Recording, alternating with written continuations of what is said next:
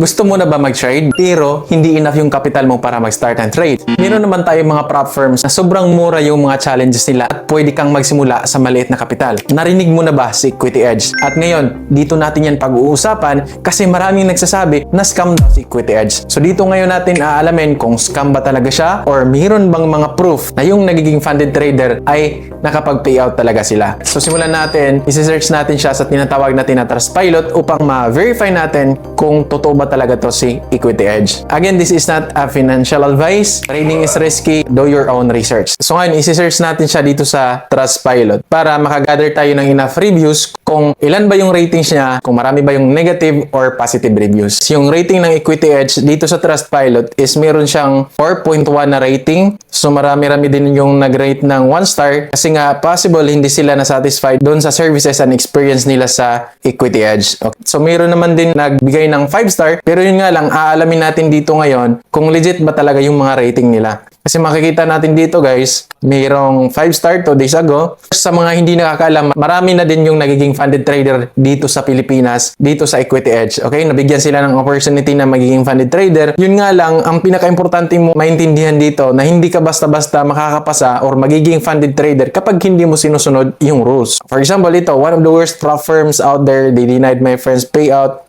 without him doing anything worse. Prop firm, don't listen to them, don't buy from them. Isa lang to sa mga client ng Equity Edge na hindi satisfied kasi siguro meron silang rules na hindi nasunod, which is pag-uusapan natin dito. Kasi sobrang mura nito guys. Saan ka ba makakahanap ng prop firm na nagbibigay ng 20% or 30% and pinakamalaking discount na binibigay nila is up to 50% discount kapag bumili ka ng challenge nila. So kahit ikaw, kung hindi pa enough yung capital mo pang trade, of course, may inganyo ka talaga dito. And marami namang mga Pilipino na nagtitrade ngayon dito sa Equity Edge, nakakuha naman sila ng mga payout. Of course, do your own research. Kasi para at least, alam mo sa sarili mo na magiging kampante ka kapag bibili ka ng challenge. Meron din akong group chat, nagbibigay ako ng signals everyday. Kasi everyday din ako nagtitrade and before ako nagsiset up ng trade ko, sinisend ko dun sa group chat ko. And of course, meron kang chance na makasali doon. Mag-register ka lang sa link natin at ilagay mo yung partner code natin. Makakuha ka pa ng 30% discount. Makakasali ka pa doon sa VIP group chat ko. So mag-comment ka lang dyan sa baba. Comment mo yung ID mo para ma-add kita doon sa VIP group chat ko. Ang gagawin mo lang is i-click mo yung links na nasa description at mapupunta ka na dito sa website nila. Click mo lang yung link na nasa description para hindi ka na mapunta doon sa mga scam na websites about Equity Edge. Okay? So click mo lang dito yung sign up and ilagay mo dito yung email address mo, kung saan kang country, confirm yung email address mo, yung city, first name, and then your last name, and of course your phone number, kung saan kang country nakatira. And then submit. At ito na ngayon ang dashboard mo dito sa Equity Edge. Dito ngayon natin pag-uusapan bago ka bumili ng challenge, kailangan mong maintindihan muna yung mga rules para at least aware ka kung ano yung ginagawa mo. So ngayon, mamimili tayo ng challenge at i-explain natin isa-isa kung ano ba talaga yung rules at ano ba yung ibig sabihin ng rules na yan para hindi mo ma-breach at ma-deny yung payout mo. So i-click mo lang dito yung choose challenge and makikita mo naman dito na marami yung mga challenges na available nila. So meron silang 1 step at meron din silang 2 steps. Marami silang mga different type of account. Meron silang 2.5k, 5k, 10k,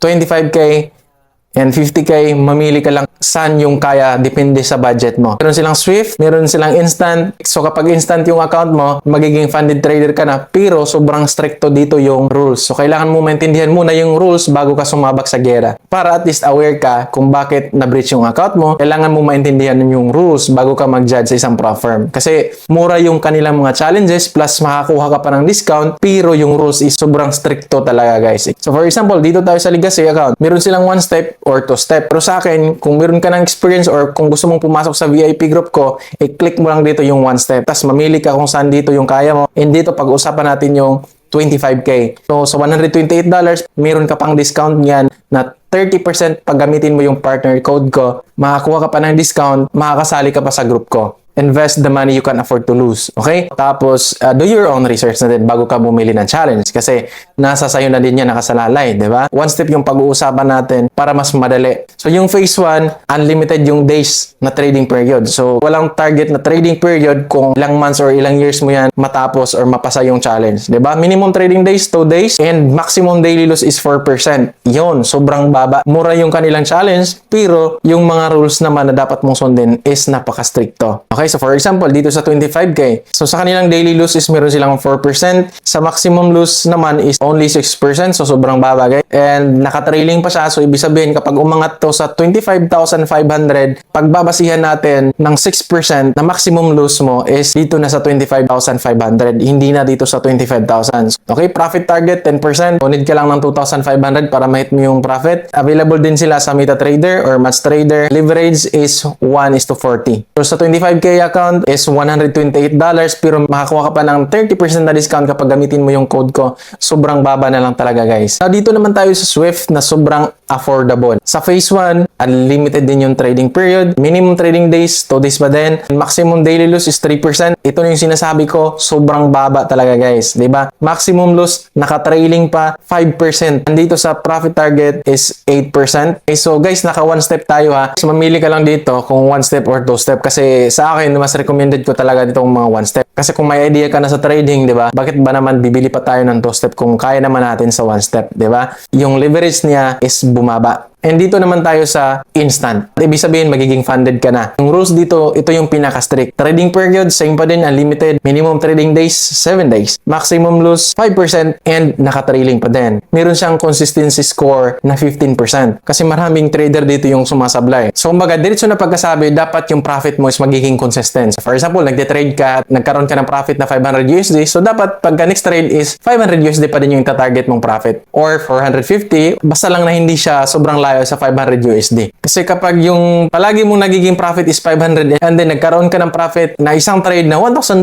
ngayon, mas mataas na yung hahabulin mo para makuha mo yung 15% na consistency score dito sa 25K na account. Okay? So platforms, MetaTrader 5 pa din. Yung mass risk is 1%.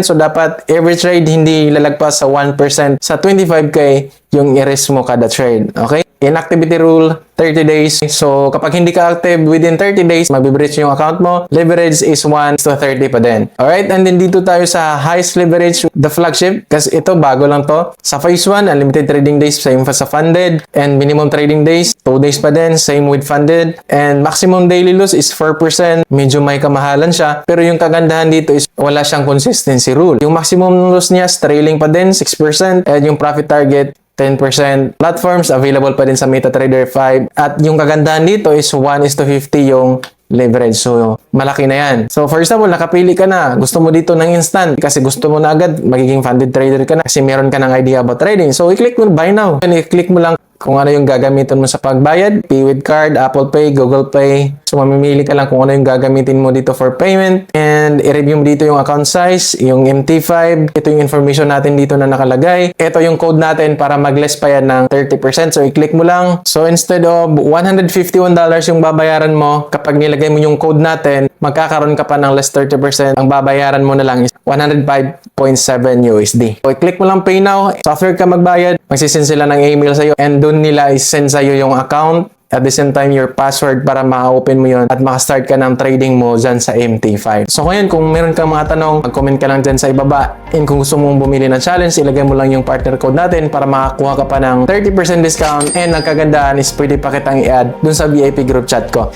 And after mo bumili ng challenge, mag-comment ka lang dyan sa baba. Ilagay mo yung ID mo para ma-add kita doon sa VIP group ko. Of course, don't forget to like and subscribe sa channel ko kung meron kang natutunan dito sa video ko. See you in the next one, guys.